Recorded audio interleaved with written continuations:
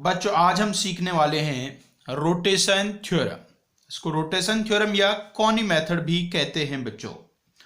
अब भाई rotation theorem का मतलब तो आप जानते ही हैं, किसी पॉइंट को किसी दूसरे पॉइंट के अबाउट जब किसी पर्टिकुलर एंगल से रोटेट करेंगे तो उसका न्यू पोजीशन फाइंड करना जो होगा वही हम सीखने वाले हैं। देखिए कैसे भाई, जैसे मान लीजिए ये अपना ओरिजिन है, ये हमारा बच्चों रियल एक्सेस या एक्स एक्सेस है। यहां ये कोई पॉइंट Z1 है। अब मैंने इस पॉइंट Z1 को ओरिजिन के अबाउट किसी एंगल थीटा से एंटी क्लॉकवाइज डायरेक्शन में रोटेट कर दिया तो नया पोजीशन क्या बना भाई? मान लीजिए वो पोजीशन बना Z2, ये वाला एंगल थीटा। तो अभी बेसिकली हमें बताना क्या है कि Z1, Z2 और थीटा में क्या रिलेशन होगा। तो बच्चों इसके लिए आप क्या करिए, ये वाला जो एंगल है इसको आप लेट कर लीजिए अल्फा। जो हमारा Z1 को ओरिजिन से ज्वाइन करने वाला लाइन एक्स एक्सिस के साथ एंगल बना रहा है उसको हमने अल्फा लेट कर लिया है बच्चों। तो अब हमारा बच्चों जो ये कॉम्प्लेक्स नंबर है Z1, इसका आर्गुमेंट हुआ अल्फा और इसका मॉडुलस तो मॉड ऑफ Z1 होगा। तो मैं Z1 को कैसे लिख सकता हूं? Mod of Z1 e to the power i alpha. Exponential form बच्चों है ये। अब बच्चों Z2 को देखो, जो Z2 है उसका आर्गुमेंट कितना होगा? आर्गुमेंट का मतलब उसका एक्स एक्सिस के साथ जो एंगल बनेगा, तो ये एंगल बन रहा है कितना? Theta plus alpha. तो Z2 का आर्गुमेंट होगा थीटा प्लस अल्फा। तो मैं Z2 को क्या लिख सकता हूं? Mod of Z2 e to the power iota theta plus alpha. अब बच्चों मुझे करना क्या है? Z1, Z2 और थीटा में रिलेशन लाना है। मतलब कि अल्फा का तो मुझे कुछ नहीं करना, तो आप क्या करें, इन दोनों इक्वेशन से अल्फा को एलिमिनेट कर दीजिए। और एलिमिनेट करने के लिए क्या करो, इन दोनों इक्वेशन को आप डिवाइड कर दीजिए। तो बच्चों जब मैं इनको डिवाइड कर रहा हूंगा तो लेफ्ट हैंड साइड में Z2 अपॉन Z1 आएगा, राइट हैंड साइड में mod of Z2 upon mod of Z1 आएगा। उसको चाहो तो मैं ऐसे भी लिख सकता हूं, mod of Z2 upon Z1 और into e to the power iota theta. ये बच्चों देखिएगा, ये रिलेशन आ गया है Z1, Z2 और थीटा में। यही जो हमारा रिलेशन है इसी को हम क्या कहते हैं? रोटेशन थ्योरम बच्चों कहते हैं। तो अब इसमें यदि आपको माने Z1 पता है और Z2 निकालना है तो और थीटा पता है तो बहुत आराम से निकाल सकते हैं। मतलब यदि किसी गिवन पॉइंट को ओरिजिन के अबाउट किसी गिवन एंगल से रोटेट कराएं तो हम उस पॉइंट का न्यू पोजीशन बहुत आराम से यहां से फाइंड कर सकते हैं बच्चों। अब बच्चों इसमें एक और हम चीज इंक्लूड करते हैं। यदि रोटेशन ओरिजिन के अबाउट ना होके किसी और पॉइंट के अबाउट हो तो फिर कैसे करेंगे? उसमें बिल्कुल सेम टू सेम ऐसे ही बच्चों होना है सब। एक उसके लिए नया डायग्राम बना लेता हूं। तो ये कोई पॉइंट ले लीजिए बच्चों आप Z0, एक कोई पॉइंट लिया हमने Z0 और एक अपना पॉइंट है Z1। अब Z1 को मैंने किसी थीटा एंगल से रोटेट कराया Z0 के अबाउट और नया पोजीशन बन गया है Z2। तो अब देखो ये वाला सिचुएशन और ये वाला एक ही जैसा है, कोई ज्यादा फर्क नहीं है। फर्क सिर्फ इतना सा है कि इसमें यहां ओरिजिन था और इसमें यहां Z0 था। तो घबराना नहीं है भाई। वेक्टर हमने दिखाया था कि जो कॉम्प्लेक्स नंबर होते हैं वेक्टर के जैसे ही होते हैं। तो यदि मैं वेक्टर्स के फॉर्म में बात करूं तो ये ओरिजिन है, ये Z1 है, तो ये वेक्टर बन गया Z1, ये वाला वेक्टर बन गया Z2। यहां से मैं वेक्टर के हिसाब से देख रहा हूं, ये Z0 है और ये Z1 है, तो ये वाला वेक्टर क्या बन गया जी? ये Z1 माइनस Z0 और ये क्या बन गया? Z2 minus Z0। तो सिंपली आप क्या करेंगे, इसमें Z1 को Z1 माइनस Z0 और Z2 को Z2 माइनस Z0 लिख देंगे तो क्या बन जाएगा भैया? Z2 minus Z0 upon Z1 minus Z0 is equal to mod of Z2 minus Z0 upon Z1 minus Z0 e to the power iota theta. ये बच्चों रिलेशन आ गया है। ये तब है जब आपने Z0 के अबाउट रोटेट कराया है और ऊपर वाला कब है? जब आपने ओरिजिन के अबाउट रोटेट कराया है। और बच्चों एक छोटी बात तो आप जानते ही हैं, जब हमारा रोटेशन एंटी क्लॉकवाइज डायरेक्शन में होगा तो मैं थीटा को पॉजिटिव लूंगा, और क्लॉकवाइज डायरेक्शन में होगा तो थीटा को नेगेटिव लिया जाएगा बच्चों। तो ये बेसिक थ्योरम हमने सीख लिया है। अब आइए इससे कुछ एग्जांपल्स करते हैं। Find angle between z and iota into Z. भाई जेड और आयोटा जेड के बीच में कितना एंगल होगा, ये हमें फाइंड करना है। मान लीजिए एक छोटा सा क्वेश्चन है। तो बच्चों क्या करें, एक डायग्राम हम बनाएं। यहां हमने ओरिजिन लिया, ये बना दिया जेड, और यहां बना दिया वही मैंने आयोटा इंटू जेड, और ये वाले एंगल को मैंने कह दिया थीटा। अब बच्चों मैं इसमें रोटेशन थ्योरम यूज करने जा रहा हूं, तो क्या था भाई, ये बन जाएगा iota Z upon Z, iota Z upon Z. भाई फॉर्मूला याद हो गया ना, z2 upon z1 equal to mod of z2 upon z1 e to the power iota theta equal to mod of iota z upon z into e to the power iota theta. ऐसे याद रखना बच्चों फॉर्मूले को। जो final position है वो ऊपर लिखना है, और जो इनिशियल पोजीशन है वो नीचे लिखना है। वापस देखो, फाइनल पोजीशन को ऊपर लिखना है, इनिशियल पोजीशन को नीचे लिखना है। यहाँ फाइनल ऊपर, इनिशियल नीचे। भाई देखो लेफ्ट हैंड साइड में जेड से जेड कैंसिल हो गया, तो ये तो आयोटा बच्चों बन गया है। यहां भी जेड से जेड कैंसिल हो गया तो मोड ऑफ आयोटा बन गया, और मोड ऑफ आयोटा तो 1 होता है, और ये e to the power iota theta है। चाहो तो इसको आप ऐसे लिख लो, cos theta plus iota sine theta, और इधर चाहो तो लिख लो 0 प्लस आयोटा। अब बच्चों रियल पार्ट और इमेजिनरी पार्ट को कंपेयर कर दीजिए। So cos theta is equal to 0 and sine theta is equal to 1। cos 0 है और साइन 1 है, इसका मतलब थीटा का वैल्यू π/2 मतलब कि 90 डिग्री होगा। तो बच्चों z और आयोटा z के जो बीच का एंगल होगा वो 90 डिग्री होगा। यहां से एक और बहुत ही बेसिक सी बात हमने समझ ली भाई, यदि हम किसी कॉम्प्लेक्स नंबर को आयोटा से मल्टीप्लाई कर देते हैं तो वो 90 डिग्री से रोटेट हो जाता है एंटी क्लॉकवाइज डायरेक्शन में, ओरिजिन के अबाउट। वापस सुनिए, यदि किसी कॉम्प्लेक्स नंबर को हम आयोटा से मल्टीप्लाई कर देते हैं तो एंटी क्लॉकवाइज डायरेक्शन में 90 डिग्री रोटेट हो जाता है ओरिजिन के अबाउट।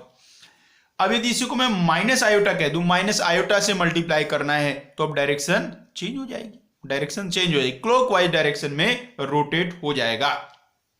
इसी बात को मैं इन जनरल फॉर्म भी कह सकता हूं कि यदि मैं किसी कॉम्प्लेक्स नंबर को e to the power iota theta से मल्टीप्लाई कर दूं, e to the power iota theta से मल्टीप्लाई कर दूं, तो वो थीटा एंगल से रोटेट हो जाएगा बच्चों। अब बच्चों एक प्रॉपर्टी डिस्कस करते हैं इक्विलैटरल ट्रायंगल से रिलेटेड, बहुत ही सिंपल सी है। वैसे तो एक बार ये IIT JEE में पूछा जा चुका है क्वेश्चन, लेकिन अब इसको आप याद रख सकते हैं प्रॉपर्टी के जैसे। क्या कहा बच्चों, if z1 z2 z3 are vertices, z1 z2 z3 are vertices of equilateral triangle, vertices of equilateral triangle, then z1 square plus z2 square plus z3 square is equal to z1 z2 plus z2 z3 plus z3 z1। या इसी relation को ऐसे भी लिखा जा सकता है कि भाई z1 minus z2 whole square plus z2 minus z3 whole square plus z3 minus z1 whole square is equal to 0। और बच्चों कॉम्प्लेक्स नंबर में यह भी आपको याद रखना है, यदि 3 स्क्वायर्स का सम 0 के बराबर आ रहा है तो इसका मतलब यह नहीं होता कि वो तीनों 0 के बराबर होंगे।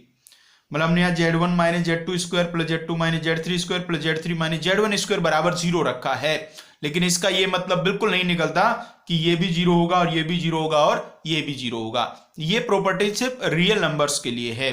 कॉम्प्लेक्स नंबर में तो स्क्वायर का सम जीरो के बराबर हो सकता है। जैसे आप देखें 1 square plus iota square zero के बराबर होता है, लेकिन वो दोनों जीरो तो नहीं होते ना। इसी रिलेशन को हम ऐसे भी लिख सकते हैं बच्चों, 1/z1 minus z2 plus 1/z2 minus z3 plus 1/z3 minus z1 is equal to 0 बच्चों। आइए इसको हम प्रूव कर देते हैं बच्चों। इसका जो सबसे पहले वाला पार्ट है ये वाला, यही सबसे अच्छा, इसी को ज्यादातर लोग याद रखते हैं, इसी का मैंने यूज होता है। वैसे हैं सारे सेम ही ये। तो प्रूव करते हैं बच्चों फर्स्ट वाले को। एक इक्विलेटरल ट्रायंगल बच्चों आप बना लीजिए। बच्चों आप इक्विलेटरल ट्रायंगल तो जानते हैं ना रे, क्या होता है?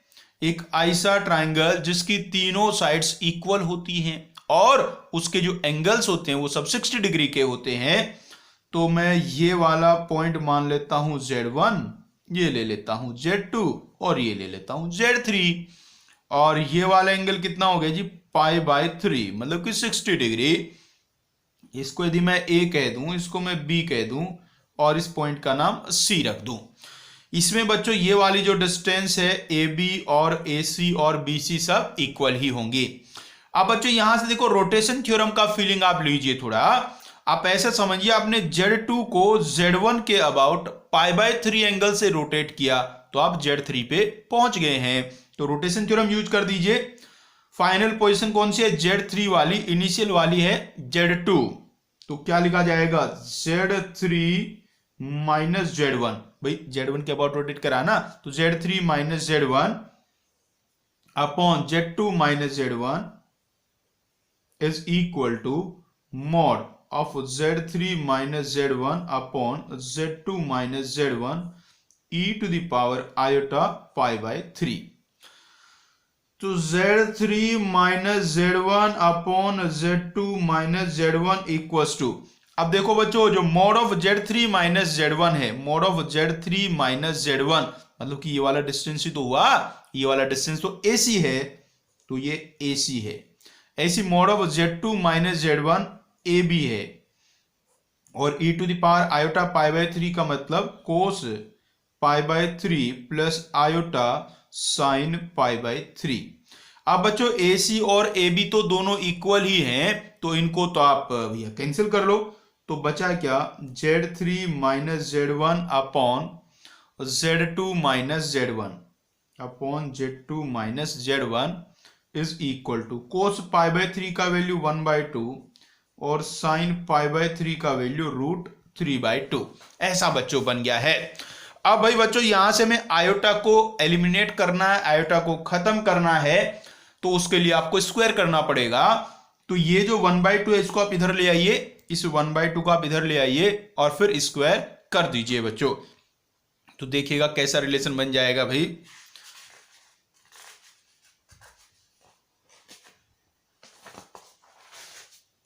कुछ ऐसा बच्चों बनेगा, Z3 minus Z1 upon Z2 minus Z1 minus 1/2 is equal to iota √3/2।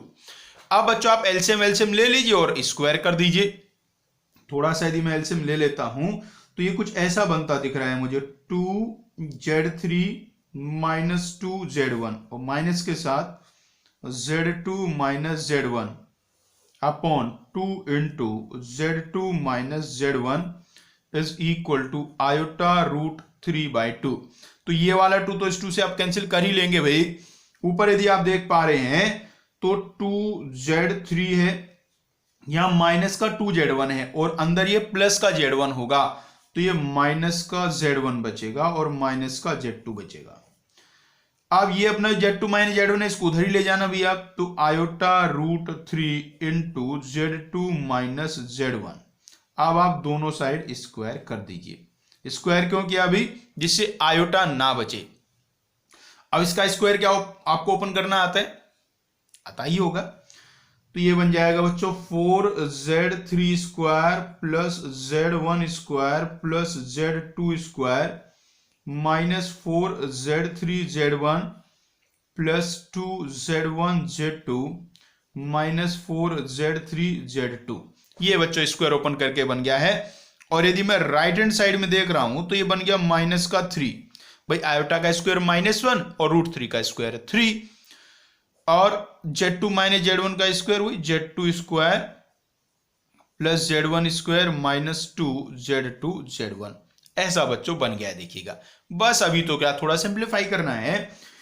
देखो जी आप लेफ्ट हैंड साइड में देखो क्या है, z1 का स्क्वायर है, राइट हैंड साइड में -3z1 का स्क्वायर है, तो ये उस साइड लाऊंगा तो प्लस हो जाएगा, तो एक यहां और 3 वहां, तो कितना हो गया 4z1 स्क्वायर। ऐसे z2 के लिए देखो यहां प्लस का z2 स्क्वायर, यहां माइनस का 3z2 स्क्वायर, तो इधर आके ये भी +4z2 स्क्वायर हो जाएगा, और 4z3 स्क्वायर तो लेफ्ट हैंड साइड में लिखा ही है। बाकी देखो जी आपका ये देखो यहां है 2z1z2, और यहां देखो कितना है 6z1z2, तो ये उधर जाके माइनस होगा, तो कितना बन गया 4z1z2। ऐसी बच्चों ये अपना है ये वाला 4z2z3, और एक ये है 4z3z1। ऐसा बच्चों बन गया है। अब तो क्या करना है भाई, ये जो आपका 4 है ना कॉमन आके कैंसिल हो गया दोनों साइड से, तो क्या बचा z1 square plus z2 square plus z3 square is equal to z1 z2 plus z2 z3 plus z3 z1। ये बच्चों रिलेशन आ गया। देखिएगा यही तो था हमारा रिलेशन, ये रिलेशन बच्चों बन गया है। अब बच्चों इस रिलेशन से वो जो सेकंड वाला रिलेशन था वो तो डायरेक्टली आप लिख सकते हैं ना, कि ये तो हमने एक डायरेक्ट रिलेशन भी पढ़ा हुआ है, A square plus B square plus C square equal to A B plus B C plus C A होता है, तो A minus B whole square plus B minus C whole square plus C minus A whole square बराबर 0 के होता है, तो उसको कुछ करने की जरूरत नहीं है। अब यहां से भी चाहे तो उसको कर सकते हैं, दोनों साइड आप 2 से मल्टीप्लाई करना, फिर जो z1 स्क्वायर है उसको z1 square plus z1 square लिखना, ऐसे इसको, तो z1 माइनस z2 का स्क्वायर, z2 माइनस z3 का स्क्वायर, z3 माइनस z1 का स्क्वायर बन जाएगा बच्चों। चलो मैं कर ही देता हूं, कभी आपको दिक्कत हो कभी, तो इसको मैं वापस से या तो मैं ऐसे करता हूं, दूसरी साइड से कर लेता हूं ना भाई, z1 माइनस z2 का square plus z2 minus z3 का square plus z3 minus z1 का स्क्वायर, इसी का तो वैल्यू आपको देखना है ना कितना आएगा, तो भाई स्क्वायर ओपन कर दीजिए इसके आप, तो देखो क्या बना z1 square plus z2 square minus 2z1z2, z2 square plus z3 square minus 2z2z3 plus z3 square plus z1 square minus 2z3z1। ये बच्चों बन गया है।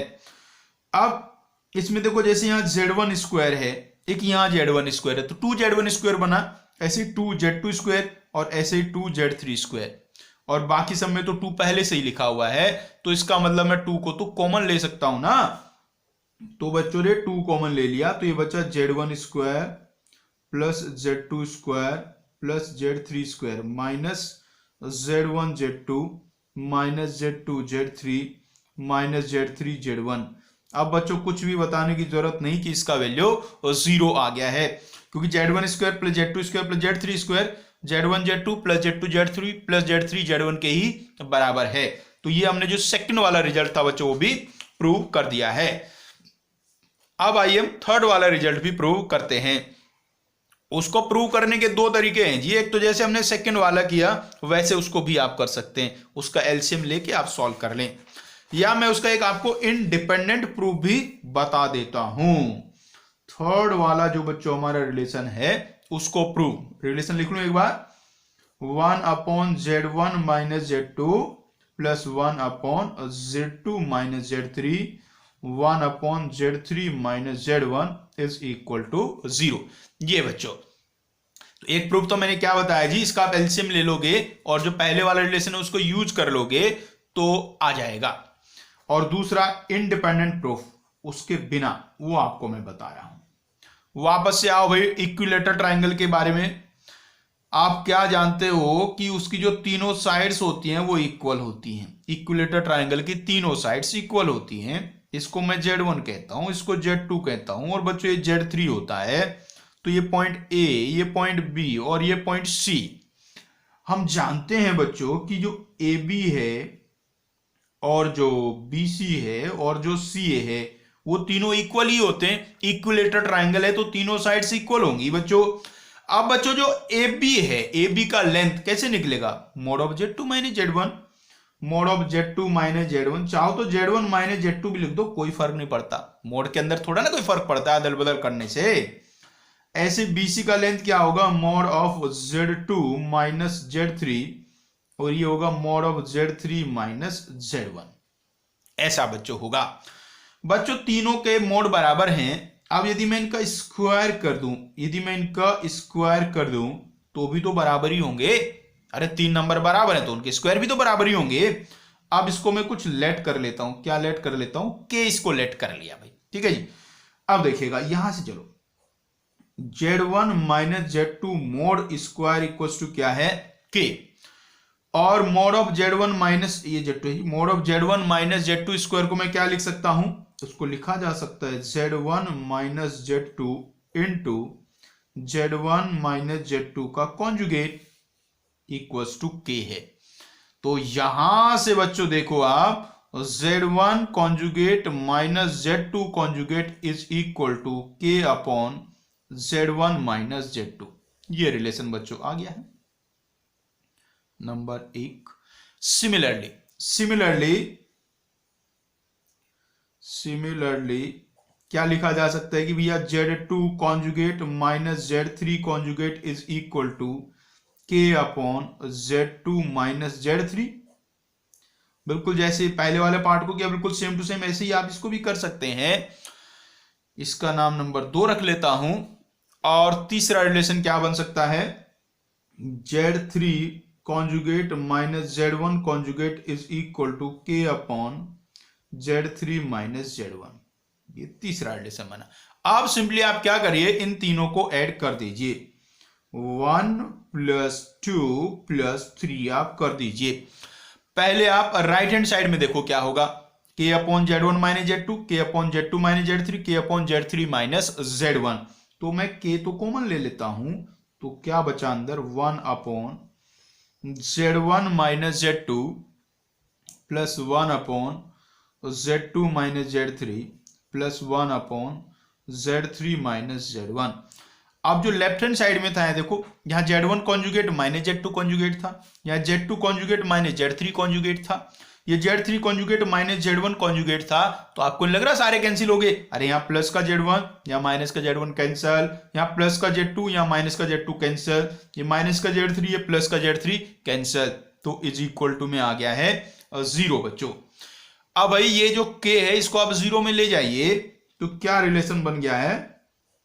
1 upon Z1 minus Z2 plus 1 upon Z2 minus Z3 plus 1 upon Z3 minus Z1 is equal to 0। देखो यही relation हमें लाना था, तो इसको हमने एक इंडिपेंडेंट प्रूफ आपको बता दिया है बच्चों। तो ये याद रखिएगा, स्पेशली इसमें जो पहले वाला रिलेशन था ना, Z1 square plus Z2 square plus Z3 square is equal to Z1 Z2 plus Z2 Z3 plus Z3 Z1, वो जरूर याद रखिएगा भाई, वही सबसे ज्यादा यूज होता है बच्चों। आओ बच्चों कुछ क्वेश्चन करते हैं सॉल्व। एक बहुत ही आसान सा क्वेश्चन है भाई। The complex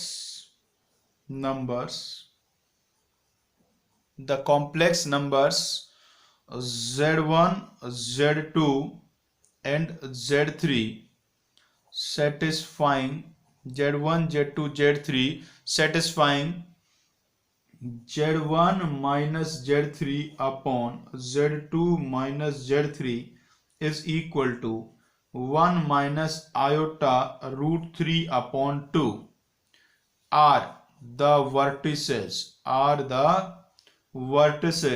of a triangle which is आगे बच्चों ऑप्शन है, ट्राइंगल के टाइप आपको बताने, कैसा ट्राइंगल है भाई, इक्विलेटरल है, ऑब्ट्यूज एंगल है, राइट एंगल है, इस तरीके से ऑप्शन है। तो ऑप्शन छोड़ो, हम तो सॉल्व ही कर देते हैं। तो एक ट्राइंगल हम बच्चों फॉर्म कर लेते हैं और फिर देखते हैं क्या सिचुएशन लग रहा है।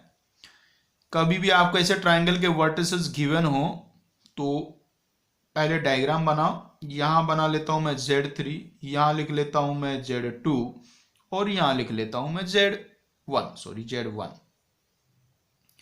इस वाले एंगल को मैं मान लेता हूं कितना है, थीटा है बच्चों। अब यदि इसको आप देखें जो लिखा हुआ है Z1 minus Z3 upon Z2 minus Z3, ये रोटेशन थ्योरम की फीलिंग दे रहा है थोड़ी सी, तो इसलिए इसमें मैं क्या करता हूं, रोटेशन थ्योरम यूज कर देता हूं। तो रोटेशन थ्योरम बच्चों इसमें आप यूज कर दीजिए एक बार, तो क्या बन जाने वाला है, Z1 minus Z3 upon Z2 minus Z3 is equal to mod of Z1 minus Z3 upon Z2 minus Z3 e to the power iota theta। यदि इस एंगल को मैं थीटा कह देता हूं। अब बच्चों ये वाला जो वैल्यू है, ये आपको गिवन है और ये और कुछ नहीं है, 1/2 माइनस आयोटा रूट 3/2 है। तो यहां है mod of Z1 minus Z3 upon mod of Z2 minus Z3 e to the power iota theta. अब देखिए सबसे पहली और बेसिक बात तो आप ये देखो इसमें कि जो लेफ्ट हैंड साइड में कॉम्प्लेक्स नंबर लिखा हुआ है उसका मैग्नीट्यूड कितना है, उसका मैग्नीट्यूड 1 है। राइट हैंड साइड में देख रहा हूं e to the power iota theta का मैग्नीट्यूड 1 है, इसका मोड 1 है, इसका मॉडुलस 1 है, तो ये बाकी जो बचा इसका वैल्यू कितना होगा, इसका वैल्यू भी 1 होगा, तभी तो 1 इक्वल्स टू 1 इंटू 1 बनेगा ना। तो इसका वैल्यू कितना हो गया बच्चों, 1। तो एक बेसिक बात तो मुझे क्या पता चल गई यहां से, पहली बात कि mod of Z1 minus Z3 is equal to mod of Z2 minus Z3 है।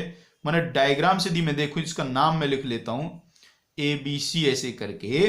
तो mod of Z1 minus Z3 मतलब कि AC और mod of Z2 minus Z3 मतलब कि BC। तो AC और BC इक्वल हैं, ये वाली साइड और ये वाली साइड इक्वल हैं बच्चों, ये मुझे पता चल गया है। अब वापस से मैं यहां से यदि आता हूं तो ये वाला वैल्यू तो 1 हो गया, इसको मैं क्या लिख दूं, इसको लिख दूं cos π/3 माइनस आयोटा साइन π/3 और इक्वल टू में e to the power iota theta है, उसको लिख दिया मैंने cos theta plus iota sine theta. अब मैं यदि यहां से कंपेयर करता हूं तो मुझे थीटा का वैल्यू मिल रहा है, थीटा का वैल्यू कितना मिल रहा है, माइनस का π/3, माइनस का 60 डिग्री मिल रहा है। यदि मैं मैग्नीट्यूड की बात करूं तो मैग्नीट्यूड तो कितना मिल रहा है, 60 मिल रहा है। ये माइनस का मतलब क्या है ना कि एक्चुअली ये जो पोजीशन है थोड़ा उल्टा रहा होगा, यहां Z1 रहा होगा वहां Z2 रहा होगा, तो प्लस 60 आ जाएगा। तो ये वाला एंगल कितना आ गया है भैया, इसका मैग्नीट्यूड आ गया 60 डिग्री। अब देखो ट्राइंगल कैसा होगा भी, एक एंगल 60 डिग्री है, बाकी दोनों साइड इक्वल है। अब बच्चों ये दोनों साइड इक्वल हैं तो ये वाला एंगल और ये वाला एंगल भी तो इक्वल होंगे। अब ये दोनों एंगल इक्वल हैं और ये 60 है, तो ये बाकी बचे भी कितने होंगे, ये भी 60 ही होंगे। इसका मतलब ट्राइंगल कैसा बन गया, equilateral. Therefore triangle is equilateral, triangle is equilateral. तो इस तरीके के क्वेश्चन बच्चों पूछे जा सकते हैं जिनमें ट्राइंगल वगैरह के बारे में पूछा जा सकता है। एक इसका एप्लीकेशन और है बच्चों रोटेशन थ्योरम का, जो नॉर्मली आप कोऑर्डिनेट ज्योमेट्री वाले क्वेश्चन में यूज कर सकते हैं।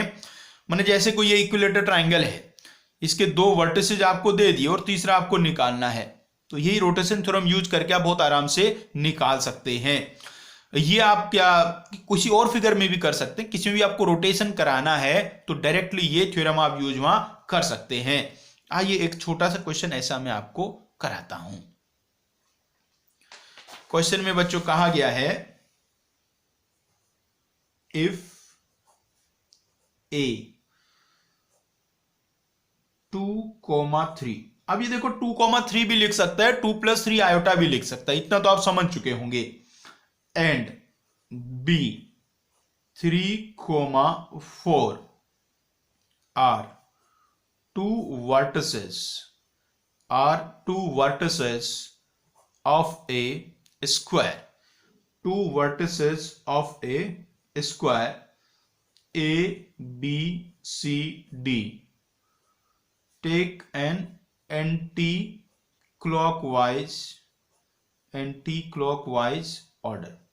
इसका मतलब क्या है जी, एंटी क्लॉकवाइज ऑर्डर? इसका मतलब ये है बच्चों, जब आप A B C D count करेंगे तो ए बी सी डी ऐसे एंटी क्लॉकवाइज डायरेक्शन में चलेंगे, उस ऑर्डर में ए बी सी डी आएंगे बच्चों। Then find C and D, मतलब जो पॉइंट सी और डी हैं उनके कोऑर्डिनेट्स आपको फाइंड करने हैं बच्चों। तो देखिएगा बहुत ही इजी सा क्वेश्चन है, सिंपल सा रोटेशन हम लगाएंगे तो बहुत आराम से पॉइंट सी और डी के कोऑर्डिनेट्स आ जाएंगे बच्चों। तो पहले तो एक छोटा सा डायग्राम बना लेते हैं जी। डायग्राम चाहें तो थोड़ा सा आप कोऑर्डिनेट एक्सिस में बना सकते हैं, नहीं चाहें तो ऐसे भी डायरेक्टली कैसे भी आप बना लो, आपकी मर्जी है जी। मैं तो सीधा सीधा बना रहा हूं। ये मैंने एक स्क्वायर बच्चों बना दिया है, ये बन गया बच्चों एक स्क्वायर। अब उसने कहा जो ए बी सी डी है वो हमें एंटी क्लॉकवाइज ऑर्डर में लेने हैं। मैंने यहां यदि मैं ए कहता हूं तो ये बी होएगा, ये सी होएगा और ये डी होगा बच्चों। ये पॉइंट मुझे पता है, ये 2,3 है और ये 3,4 है बच्चों। मुझे ये वाला और ये वाला पॉइंट फाइंड करना है। तो चलो किसी एक पॉइंट को निकालने की पहले कोशिश करते हैं। तो ये जो पॉइंट सी है बच्चों, इसका नाम मैं Z3 रख देता हूं और पॉइंट डी का नाम मैं Z4 रख देता हूं। अब देखिएगा बच्चों, ध्यान से समझिएगा बातें।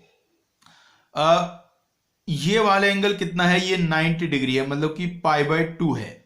तो आप बी को देखो, डी को देखो, ध्यान से देखो, बी को देखो और डी को देखो। यदि मैं बी को ए के अबाउट 90 डिग्री से रोटेट करा दूं, बी को ए के अबाउट 90 डिग्री से रोटेट करा दूं तो कहां पहुंचेगा, देखो डी पे पहुंचेगा। ध्यान से समझना बात है भाई।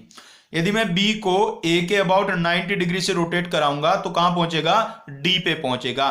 तो इस सिचुएशन में आप सी को भूल जाओ, बी ए और डी को देखो। बी को 90 डिग्री रोटेट कराने से डी पे पहुंच रहा है, तो इसमें आपका जो ए बी डी है इसमें रोटेशन थ्योरम यूज कर दो बच्चों। तो कैसे यूज करेंगे, ये फाइनल पोजीशन है, ये इनिशियल पोजीशन है। तो पहले ये डी ए वाला आएगा, तो इससे इसको माइनस कर देंगे तो क्या बन रहा है बच्चों, Z4 - 2 + 3 iota upon B minus ए करना है। तो इसको तो ऐसे ही माइनस कर लो, ये वाला इससे माइनस किया 1, ये वाला इससे माइनस किया 1, तो ये आ गया 1 + आयोटा इज इक्वल टू इनके मॉडुलस। मॉडुलस का मतलब एडी और एबी का लेंथ, तो एडी अपॉन एबी और इंटू e⁻ आयोटा π/2। सही, बस ये काम खत्म होने जा रहा है। तो Z4 - 2 + 3 iota is equal to, बच्चों AB और AD तो सेम ही है तो कैंसिल कर लो, और e⁻ आयोटा π/2 तो आयोटा के इक्वल होता है। और जो डिनोमिनेटर में 1 + आयोटा लिखा है इसको इधर आप मल्टीप्लाई में ले जाओ बच्चों। तो Z4 कितना आ चुका है बच्चों, 2 + 3 आयोटा। इधर माइनस में था, उधर जाके प्लस में हो गया, इसको मल्टीप्लाई कर लो, प्लस आयोटा -1। तो बच्चों ये आ गया है 1 + 4 आयोटा, 1 + 4 आयोटा। तो पॉइंट डी हमारे पास आ गया है 1,4। देखो कितने आराम से बच्चों निकल गया है। अब बच्चों इसी तरीके से मैं सी भी निकाल सकता हूं। वैसे तो अब भैया अपने पास ए आ गया है, बी आ गया है, डी आ गया है, सी निकालने में कौन सी बड़ी बात है। आप चाहें तो ऐसे ऐसे डायगोनल बना के और मिड पॉइंट फॉर्मूला भी यूज कर सकते हैं। भाई डायगोनल्स के मिड पॉइंट तो सेम ही होंगे ना, वो भी आप कर सकते हैं। लेकिन मैं रोटेशन से ही निकाल के दिखाता हूं एक बार वापस से। अब बच्चों ये देखो, ये वाला एंगल कितना है, ये π/2 है। अब यदि मैं ए को बी के अबाउट रोटेट कराता हूं तो मुझे कहां जाना है, फिर सी पे जाना है। कितने एंगल से रोटेट कराना पड़ेगा, 90 डिग्री से। लेकिन इस रोटेशन को ध्यान से समझिए, इसका डायरेक्शन देखो क्या बन रहा है, देखो ध्यान से, ऐसा डायरेक्शन बन रहा है, अरे ऐसा, इसको कहते हैं क्लॉकवाइज डायरेक्शन। तो मतलब ये हुआ कि यदि मैं ए को बी के अबाउट क्लॉकवाइज डायरेक्शन में 90 डिग्री से रोटेट कराऊंगा तो सी के पास पहुंचूंगा। तो यूज कर लो रोटेशन थ्योरम, क्या दिक्कत है जी। फाइनल पोजीशन कौन सी है, सी वाली। इनिशियल कौन सी है, ए वाली। एंगल कितना हुआ, -90। तो लिखिए क्या बनेगा, Z3 माइनस बी मतलब कि 3 प्लस 4 आयोटा अपॉन ए माइनस बी वाला, इससे इसको माइनस करो तो साफ साफ दिख रहा है -1 माइनस आयोटा आएगा ही, इज इक्वल टू इसका मोड वो तो सेम ही है, B C upon A B into e to the power minus iota pi by 2। ये माइनस समझ में आया क्यों लिया? अरे भाई बच्चों, ये क्लॉकवाइज डायरेक्शन में ले रहे हैं ना, तो क्लॉकवाइज में जाते हैं तो एंगल को नेगेटिव लेते हैं। अब बच्चों देखिएगा क्या होगा, काम समाप्त होने जा रहा है। Z3 minus 3 plus 4 iota is equal to, B C और ए बी तो इक्वल है, कैंसिल कर लो, E to the power minus iota pi by 2 का वैल्यू तो माइनस आयोटा होता है, और ये उधर ले जाएंगे तो -1 माइनस आयोटा। इसको यदि मैं सिंप्लीफाई कर दूंगा तो ये आयोटा -1 शायद बनेगा। तो बच्चों Z3 का वैल्यू देखो यहां से आ चुका है, 3 प्लस 4 आयोटा प्लस आयोटा -1 मतलब कि 2 प्लस 5 आयोटा, मतलब कि पॉइंट सी के कोऑर्डिनेट आ गए हैं 2,5। तो इस तरीके से आप पॉइंट्स बच्चों फाइंड कर सकते हैं। आइए और क्वेश्चन देखते हैं। तो थोड़ा बेसिक आइडिया आपको हो गया बच्चों, रोटेशन थ्योरम आपको किस तरीके से यूज करना है भाई। आओ ये एक और बड़ा ही सिंपल सा क्वेश्चन है। क्वेश्चन में Z1 Z2 Z3 के बारे में कुछ दिया है और कुछ आपको बताना है भाई। क्वेश्चन में कहा है late Z1 Z2 Z3, let Z1 Z2 Z3 be three non-zero complex numbers, non-zero complex numbers such that Z1 plus Z2 plus Z3 is equal to 0 and 1 upon Z1 plus 1 upon Z2 plus 1 upon Z3 is equal to 0।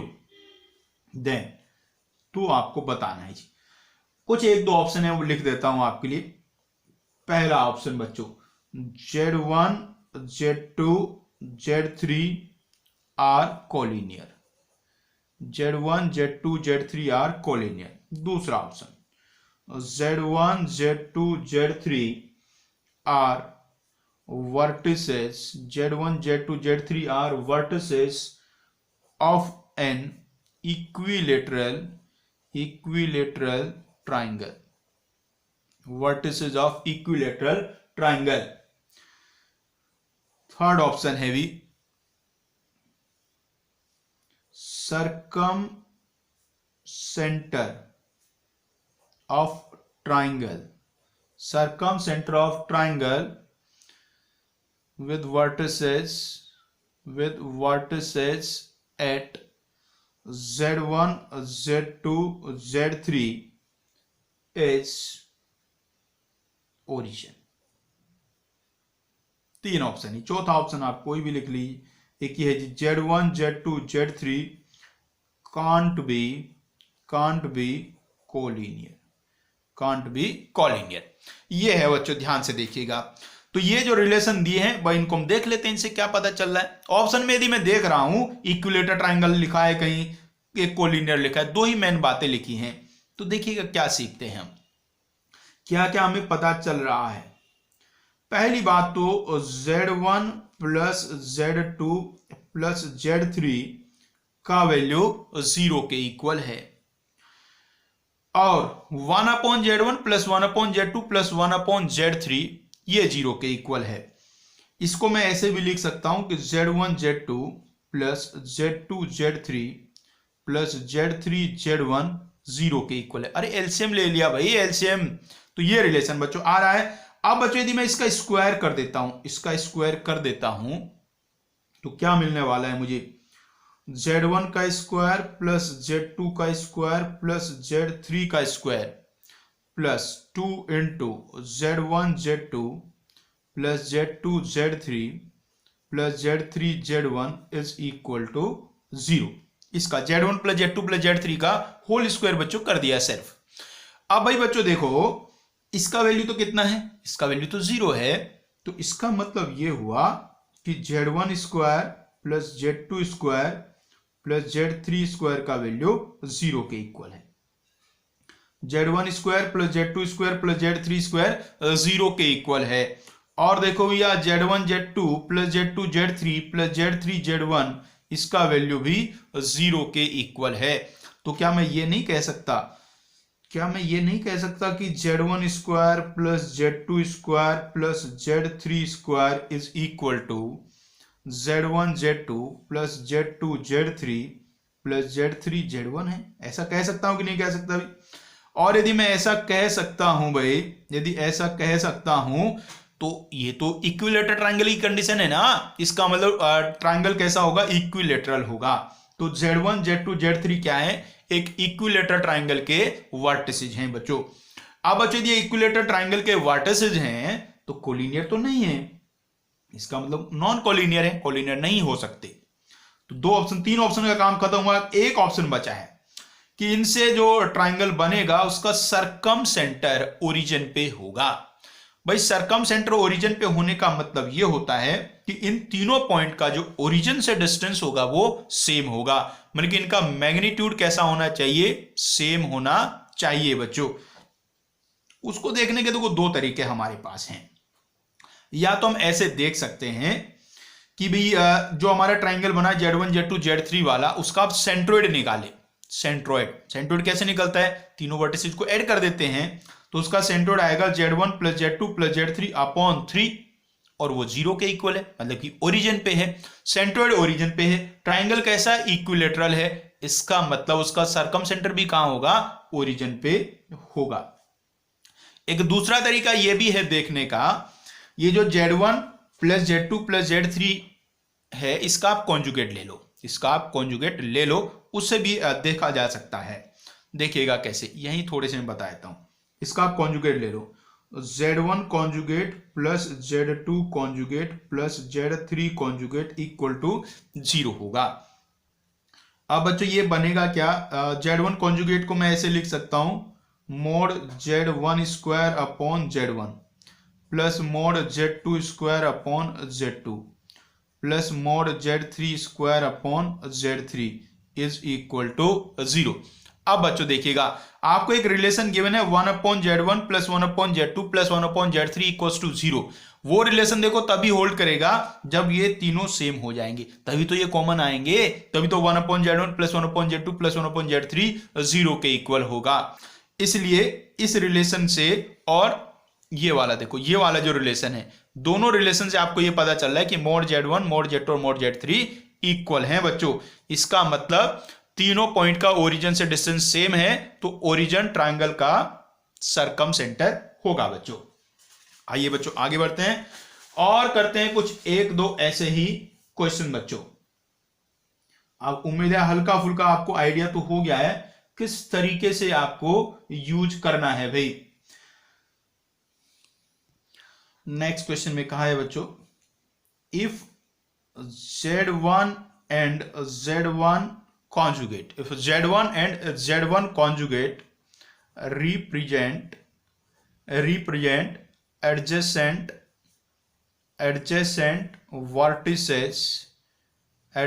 vertices of a regular polygon of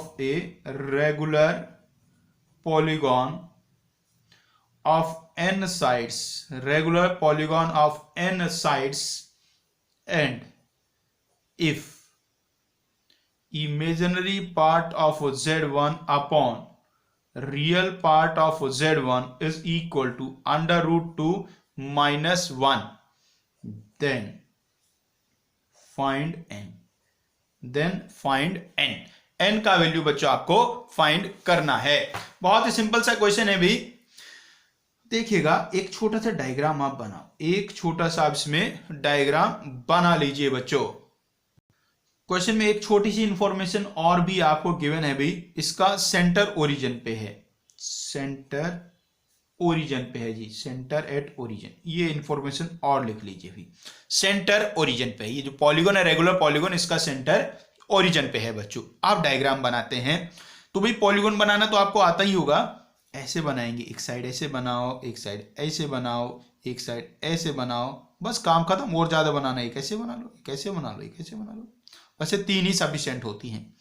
यहां बच्चों अपना origin है, यहां origin है। अब कुछ में कहा गया है Z1 और Z1 कॉन्जुगेट, Z1 और Z1 कॉन्जुगेट दो एडजेसेंट वर्टिसेज हैं। तो ये मैं कह रहा हूं Z1 है, ये कह रहा हूं मैं Z1 कॉन्जुगेट है। ये है जी कहानी भाई, ठीक है जी। अब आपसे पूछा गया है n का वैल्यू क्या होगा। एक छोटी सी बात और आपको गिवन है, imagery part of Z1 upon real part of Z1 √2 - 1 है। तो यदि मैं एक बार को z को x प्लस आयोटा y कहता हूं, तो ये जो रिलेशन आपको गिवन है उसका मतलब सिर्फ यही तो है कि y अपॉन x का वैल्यू √2 - 1 होता है, और y अपॉन x तो tan थीटा होता है। जहां थीटा आर्ग्यूमेंट ऑफ z है, तो tan थीटा का वैल्यू √2 - 1 है। और भाई √2 - 1 तो tan में वैल्यू कब होता है, ये होता है π/8 पे। उम्मीद है आपने याद किया होगा, π/8 मतलब 22.5। तो बच्चों थीटा का वैल्यू π/8 है। मतलब कि हमें क्या पता चल गया है, जो हमारा कॉम्प्लेक्स नंबर z है उसका आर्ग्यूमेंट ऑफ z π/8 है बच्चों, आर्ग्यूमेंट ऑफ z π/8 है। तो आर्ग्यूमेंट ऑफ z π/8 बच्चों आ गया। एक छोटी सी मैं यहां एक डायग्राम बना के आपको चीज समझाता हूं, वैसे तो आप समझदार हो, पता ही होगा आपको। जैसे देखो यहां ओरिजिन है, ये डायग्राम तो हमने पॉलीगॉन के हिसाब से बनाया, एक कोऑर्डिनेट एक्सिस के हिसाब से बनाऊं। यदि मैं यहां आपका Z1 होगा और यहां बच्चों नीचे Z1 का कॉन्जुगेट होगा, तो ये वाला एंगल यदि π/8 है तो ये वाला एंगल भी कितना होगा, π/8 होगा। हम जानते हैं सेमी एंगल दोनों बनाते हैं। तो इसका मतलब कि ये वाला जो एंगल है, यहां दोनों चीजों को रिलेट करना भी, इसको इसको, तो ये वाला एंगल कितना हो गया, π/4 हो गया। ये वाला एंगल कितना हो गया, π/4 बच्चों हो गया। अब देखिएगा बच्चों, ये जो टोटल एंगल होता है, टोटल एंगल कितना होता है, 360 होता है। टोटल एंगल 360 होता है और इसमें साइड्स कितनी हैं, n है। तो एक साइड के हिस्से में कितना एंगल आएगा, 360 मतलब 2π अपॉन n। बोलो ये बात समझ में आई कि नहीं आई। अरे यहां जो कंप्लीट एंगल है वो 2π होगा, मतलब 360 होगा। और इस पॉलीगॉन में n साइड्स हैं, तो हर साइड के हिस्से में 2π अपॉन n एंगल आएगा।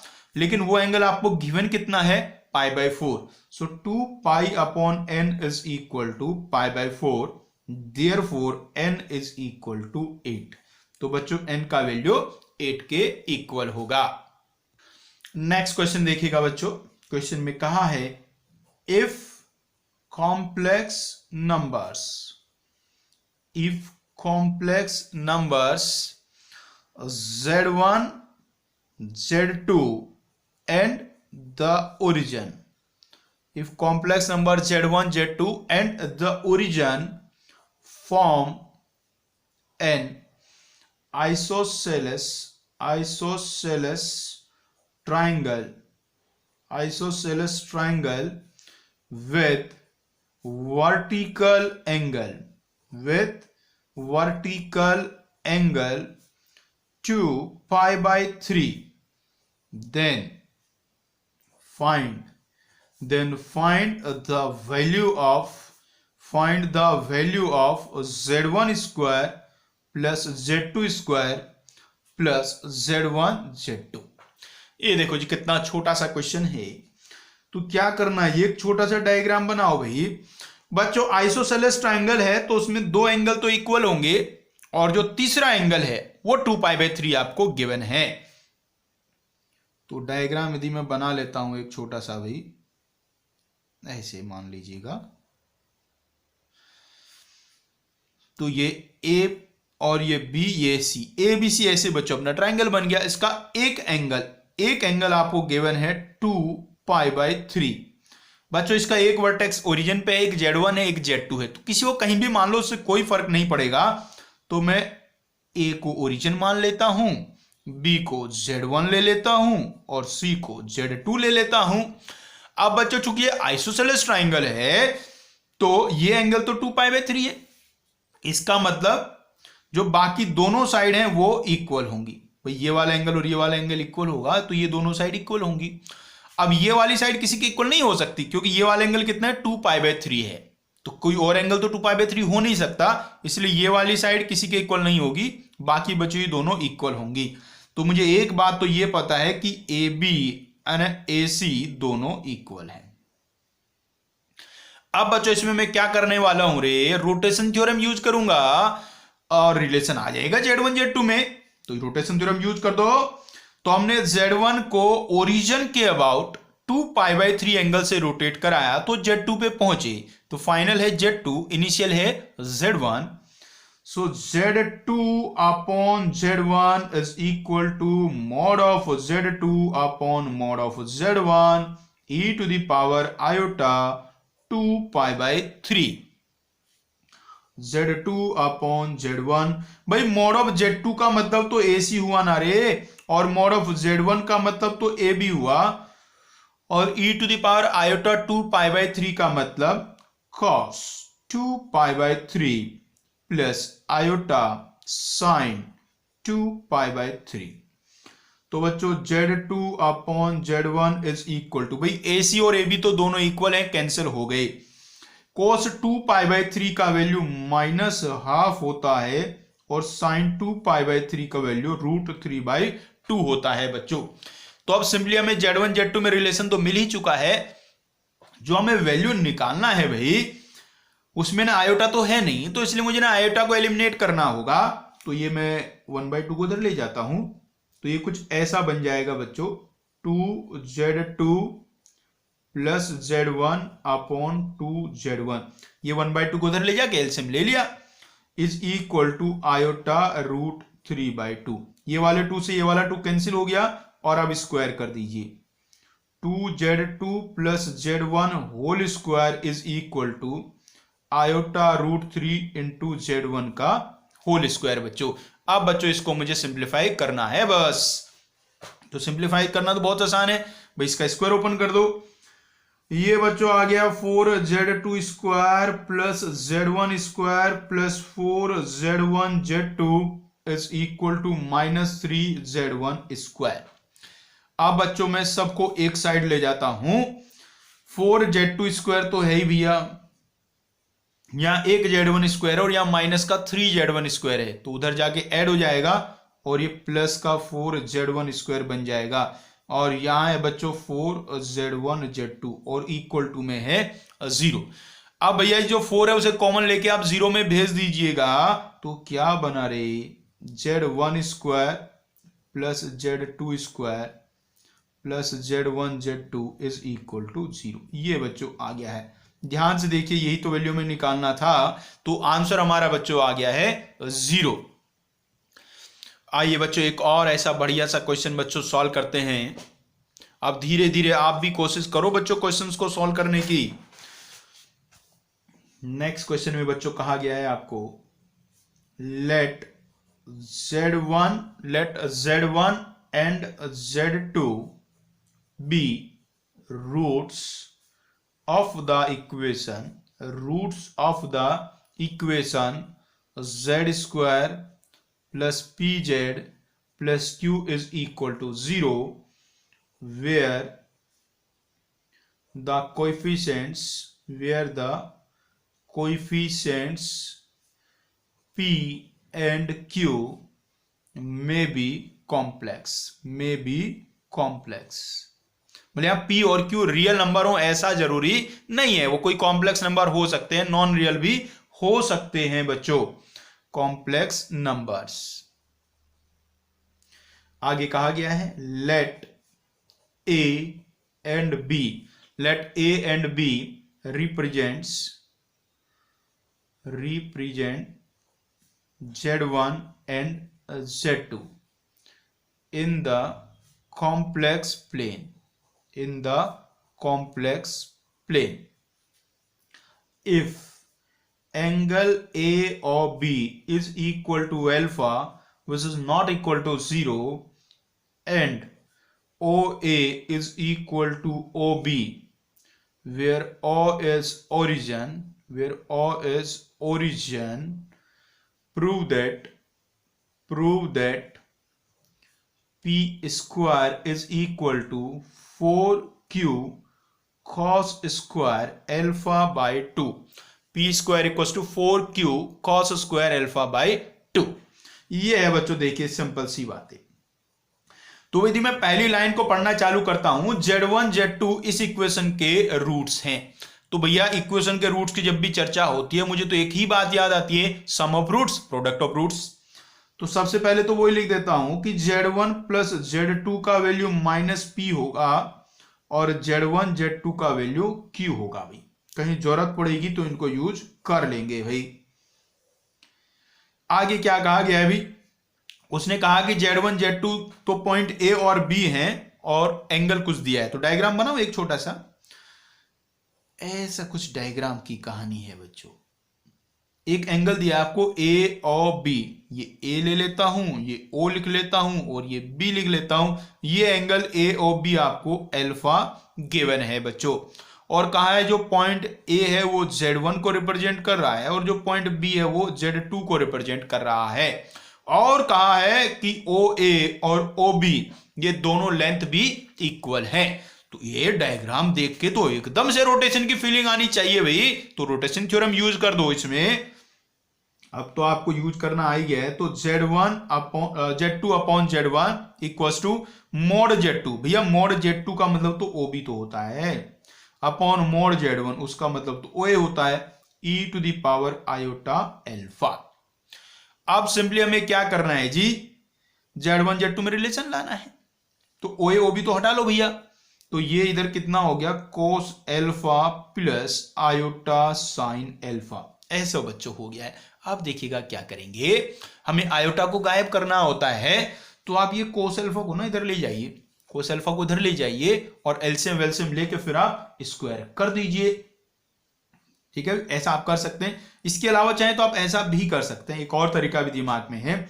जैसे मुझे Z1 प्लस Z2 का वैल्यू पता है तो मैं दोनों साइड 1 भी ऐड कर सकता हूं। 1 ऐड करके एलसीएम ले लूंगा तो उससे यहां Z1 प्लस Z2 टाइप का कुछ आ जाएगा, उसे भी कर सकते हैं आप। तो वैसे ही कर लेता हूं, 1 ऐड कर देता हूं दोनों side, 1 upon Z1 plus Z2। ये यहां बन गया 1 plus cos alpha plus iota sine alpha. इस 1 का ख्याल मेरे दिमाग में इसलिए भी आया क्योंकि यहां कॉस स्क्वायर एल्फा बाई 2 लिखा हुआ है और यहां कॉस एल्फा लिखा हुआ है। तो हाफ एंगल में जाना पड़ेगा और हाफ एंगल में जाते हैं तो कॉस के साथ 1 होना बहुत जरूरी होता है। तो अभी आप क्या करिए, इधर एलसीएम ले लीजिए, Z1 plus Z2 upon Z1। यहां बच्चों जो 1 प्लस कॉस एल्फा है उसको आप 2 कॉस स्क्वायर एल्फा बाई 2 लिख दीजिए और जो साइन एल्फा है उसको 2 sine alpha by 2 cos alpha by 2 लिख दीजिए बच्चों। ठीक है भाई। अब यहां से आप कुछ कॉमन भी ले सकते हैं, यहां से आप कॉमन ले सकते हैं 2 कॉस एल्फा बाई 2। हाँ, 2 कॉस एल्फा बाई 2 आप यहां से कॉमन ले सकते हैं बच्चों। 2 कॉस एल्फा बाई 2 आप यहां से कॉमन ले सकते हैं। तो अंदर कोस alpha by 2 plus iota sine alpha by 2 बन जाएगा बच्चों। अब बच्चों इसका आप स्क्वायर कर दीजिए। आप क्या कर लीजिए, स्क्वायर बच्चों अब आप कर लीजिए। ध्यान से देखिएगा यहां से वहां तक Z1 प्लस Z2 का whole square is equal to, इसका स्क्वायर करो 4 कॉस स्क्वायर एल्फा बाई 2।